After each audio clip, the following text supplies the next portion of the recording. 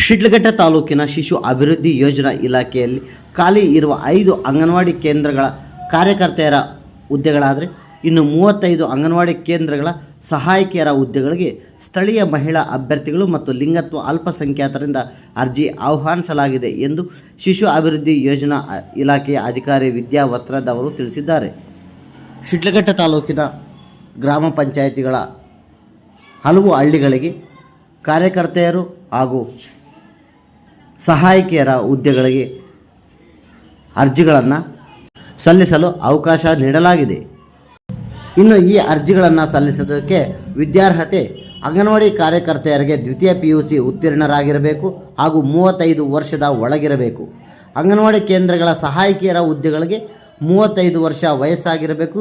10ನೇ ತರಗತಿ ಉತ್ತೀರ್ಣರಾಗಿರಬೇಕು. ಪ್ರತಿಯೊಬ್ಬರೂ ಸಹ ವಾಸಸ್ಥಳದ ದೃಢೀಕರಣ ಕಡ್ಡಾಯವಾಗಿರಬೇಕು ಹಾಗೂ ಜಾತಿ ಪ್ರಮಾಣ ಪತ್ರ ಕಡ್ಡಾಯವಾಗಿ ಇರಬೇಕು. ಈ ಎಲ್ಲ ದಾಖಲೆಗಳನ್ನು ಶಿಶು ಅಭಿವೃದ್ಧಿ ಇಲಾಖೆಯ ಮುಚ್ಚಿದ ಲಕೋಟೆಯಲ್ಲಿ ನೀವು ಜೂನ್ 20 ಒಳಗೆ ಅರ್ಜಿ ಸಲ್ಲಿಸಬಹುದು ಎಂದು ತಿಳಿಸಿದ್ದಾರೆ.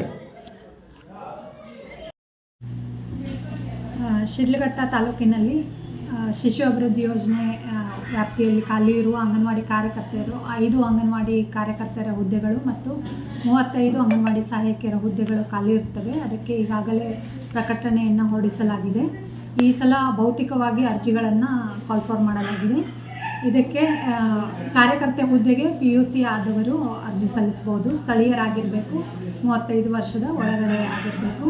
ಸಹಾಯಕಿ ಹುದ್ದೆಗೆ SSLC ಆಗಿರಬೇಕು, 35 ವರ್ಷದ ಒಳಗಡೆ ಇರಬೇಕು ಮತ್ತು ಸ್ಥಳೀಯರಾಗಿರಬೇಕು. ಸೊ ಅರ್ಹ ಅಭ್ಯರ್ಥಿಗಳು, ಮಹಿಳಾ ಅಭ್ಯರ್ಥಿಗಳು ಅಥವಾ ಲಿಂಗತ್ವ ಅಲ್ಪಸಂಖ್ಯಾತರು ಇದಕ್ಕೆ ಅರ್ಜಿ ಸಲ್ಲಿಸಬಹುದಾಗಿದೆ. ಈ ಸಲ ಭೌತಿಕವಾಗಿ ಅರ್ಜಿ ಸಲ್ಲಿಸಬೇಕಾಗಿದ್ದು ಅರ್ಜಿಯನ್ನು ಶಿಶು ಅಭಿವೃದ್ಧಿ ಯೋಜನಾಧಿಕಾರಿಗಳ ಕಚೇರಿಯಿಂದ ಪಡೆಯಬಹುದಾಗಿದೆ.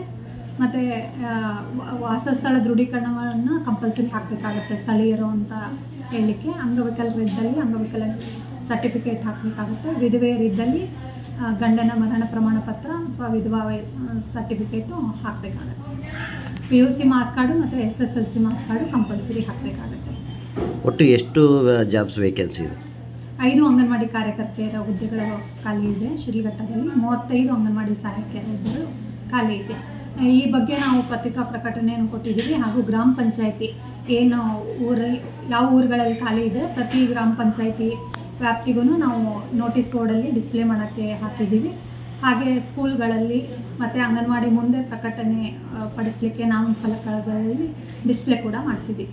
ಜೂನ್ 20ರೊಳಗಾಗಿ ಅರ್ಜಿಗಳನ್ನ ದಾಖಲೆಗಳ ಸಮೇತ ಮುಚ್ಚಿದ ಲಕೋಟೆಯಲ್ಲಿ ಹಾಕಿಬಿಟ್ಟು ಭೌತಿಕವಾಗಿ ಏನು ಪೆಟ್ಟಿಗೆ ಶಿಶು ಅಭಿವೃದ್ಧಿ ಯೋಜನಾ ಕಚೇರಿಯಲ್ಲಿ ಅದಕ್ಕಾಗಿ ಮೀಸಲಾಗಿರುವ ಪೆಟ್ಟಿಗೆ ಏನಿಟ್ಟಿದ್ದೀವಿ ಅದರಲ್ಲಿ ಮುಚ್ಚಿದ ಲಕೋಟೆಯಲ್ಲಿ ಅದನ್ನು ಹಾಕಬೇಕಾಗುತ್ತೆ ಜೂನ್ 20ರೊಳಗೆ.